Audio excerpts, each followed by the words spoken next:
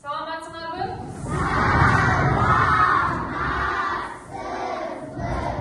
Саламатчылык, сабакка даярбызбы? Келгиле анда өзүбүзгө жардымдуу маана түзүп алалы. Жаман нерсе укпайбыз. Жаман нерсе айтпайбыз. Жаман нерсе көрбөйбүз. Жакшы окуп сабакты биз акылдуу балдарбыз. Азаматсыңар балдар. Балдар, биздин өзүбүздүн алтын эрежебиз бар. Келгиле ошол алтын эрежени кайталап алалы.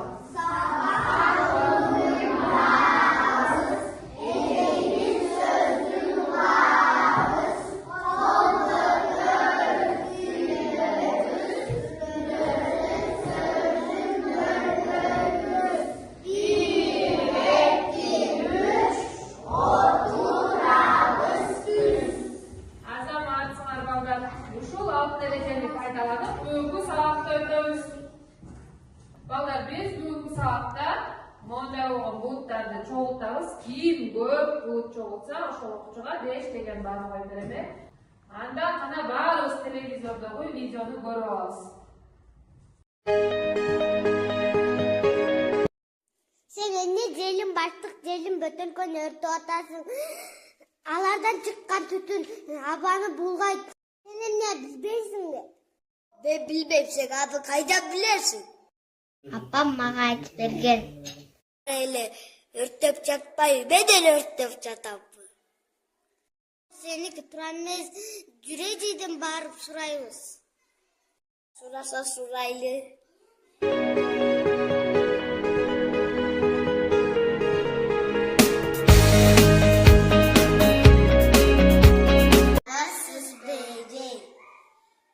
Айтыңызчы, желим баштык, желим бөтөлкөн өртөсө болбойт. Ооба, желим баштыктарды, желим бутулкаларды өрттөгөндө андан чыккан түтүн менен, жыт менен дем алабыз.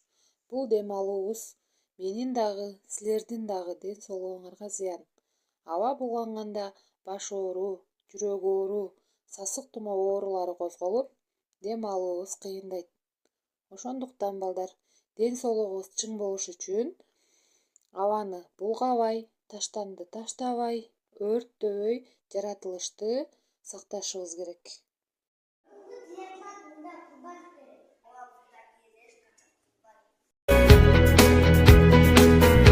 Кана балдар, бул видеодогу тема туура болуп жатабы? Ким жооп?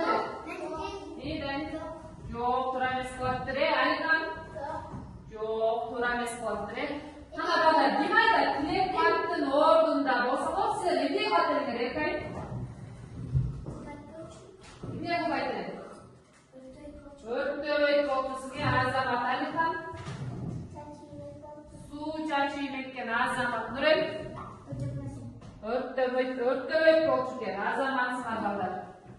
Балдар, бүгүнкү биздин өтөп турган темабыз таза аба жана анын касиеттери.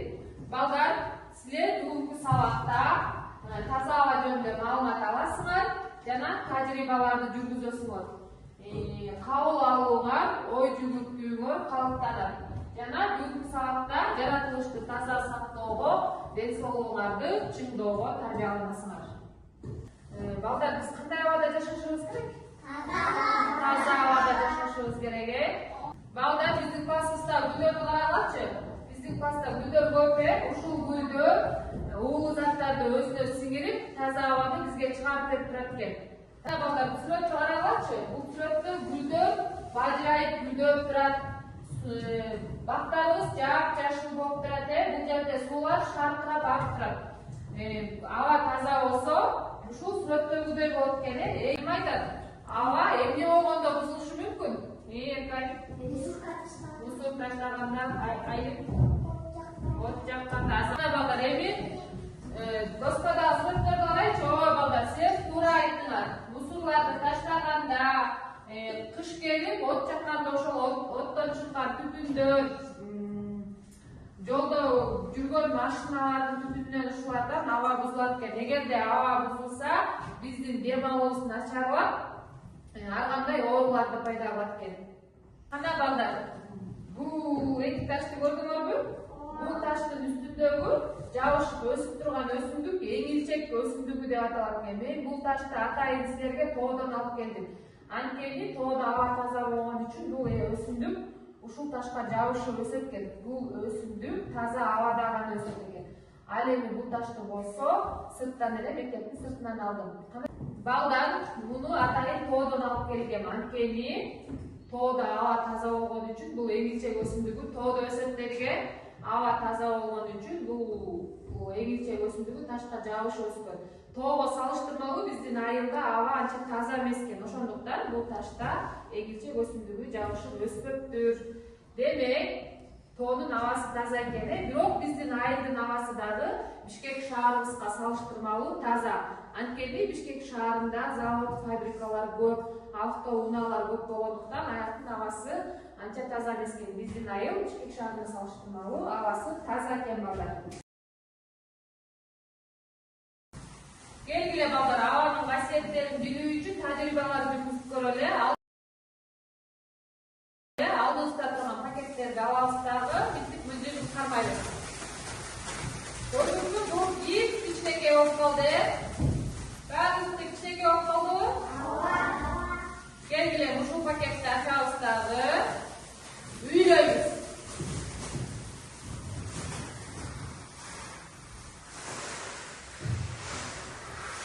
Үйлөп туруп, оозун бекитип жабабыз.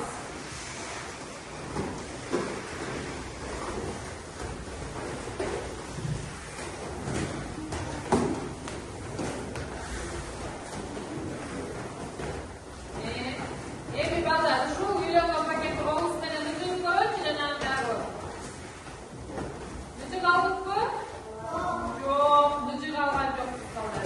Ким айтат, эмне үчүн бул кимдин мыжыгы бар жатат? Эркай. Үйлөндү, Алихан. Азаматсың. Мунун ичинде эмне бар экен? Аба бар экен, азаматсың. Кана эми ушул эле пакеттен колубузду минтип карап көрөлүчү. Колубуз көрүнүп атабы? Демек, абанын өңү бар бекен? Жок экен, Демек, балдар, биз бул тажрыйба менен абанын өңү жок экенин, формасы жок экенин аныктап алдык, Жумабыздагы мен силерге бир нерсе жыттатам, ошонун жытын билебиз. Көзүбүздү жумабыз.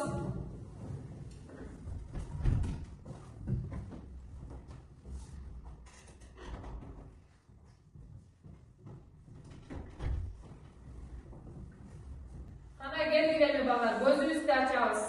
Бул эмне деп ойлойсуңар? Мандарин, Азамат, Ясмина. Мандарин, Султанбек. Азаматсыңар балдар. Ооба, туура айтасыңар. Бул мандарин экени. Демек, биз бул тажрыйбада абанын жардамы менен, мурдубуз менен жытты сезет экенбиз. Духинин жытын жыттаганда кантип жыттайбыз?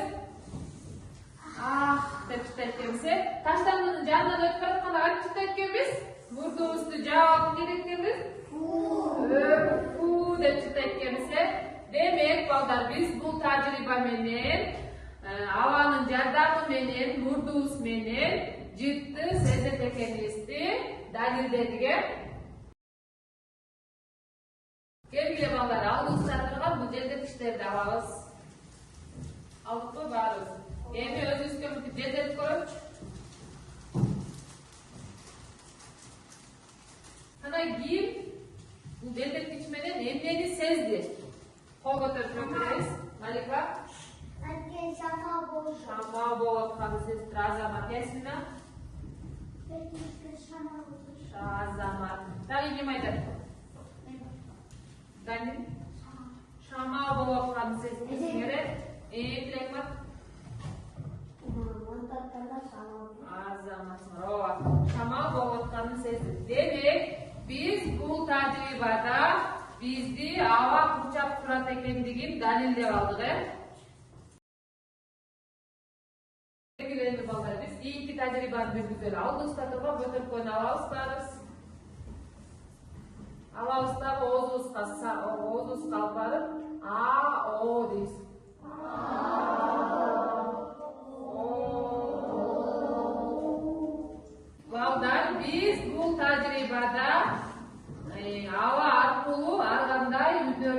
экенибизди далилдеп алдык.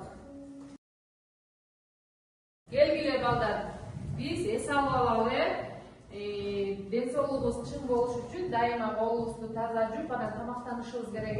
Ошол колубузду кантип жууйт экенибизди эс алып көрсөтүп береличи.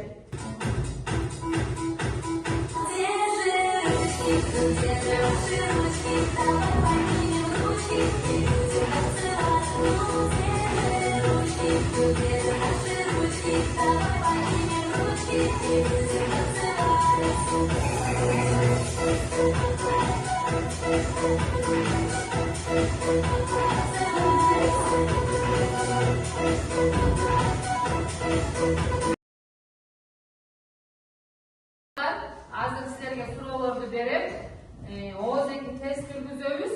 Эгерде бул жакта көрдүңөрбү, кызыл, анан жашылда ооба, жок деп турат. Эгерде силер ооба деп жооп бере турган болсоңор, кызылды көтөрөсүңөр. Ал эми жок деп жооп бере турган болсоңор, жашылды көтөрөсүңөр. Кана баарыбыз даярдайбыз. Даярбы баарыбыздыкы?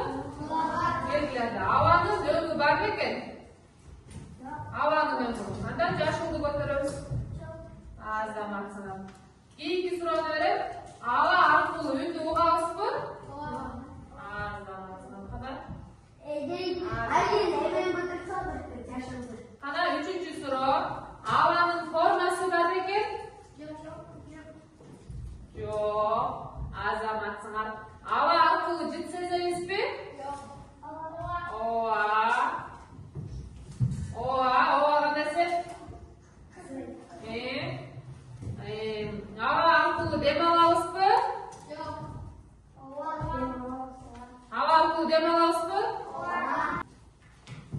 Абанын булганышы бизге зыянбы? Демек балдар, биз абаны таза сакташ үчүн таштанды таштабай, таштандыларды өрттөбүшүбүз керек экен. Бүгүнкү сабак жактыбы баарыбызга? Сабакты түшүндүкпү? Келгиле балдар, үй тапшырма. Бул сүрөттү көрдүкпү? Үйдөн ата-энеңердин жардамы менен сүрөттөгүдөй эки табакка ысык суу, бир табакка муздак суу, бир табакка ысык сууну куясыңар. Биринчи бутылканын башына шарикти кийгизип алабыз дагы, ысык сууга салабыз, андан кийин муздак сууга салабыз. Ошондогу болгон нерсени видеого тартып, ошол тажрыйбадан кийин эмнени байкады, эмки сабакта айтып берет.